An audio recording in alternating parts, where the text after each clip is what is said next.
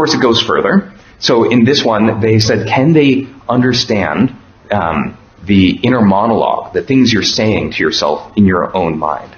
Mind you, by the way, when you dream, like your visual cortex runs in reverse, so your dreams are no longer safe. But we'll try this. So they had people watch a video and just narrate what was going on in the video in their mind.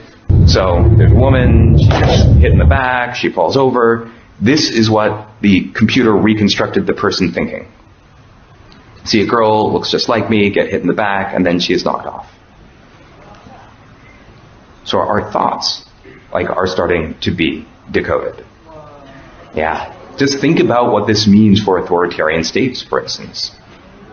Or if you want to generate images that maximally activate your pleasure sensor, anything else. Okay, but let's keep going, right? To really get the sense of the combinatorics of this. How about, can we go from Wi-Fi radio signals, sort of like the Wi-Fi routers in your house, they're bouncing off radio signals that work sort of like sonar. Can you go from that to where human beings are, to images? So what they did is they had, a camera looking at a space with people in it.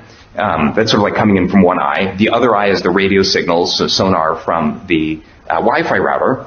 And they just learned to predict, this is where the human beings are. Then they took away the camera. So all the AI had was the language of radio signals bouncing around a room. And this is what they're able to reconstruct. Real-time 3D pose estimation, right? So suddenly AI has turned every Wi-Fi router into a camera that can work in the dark, specially tuned for tracking living beings.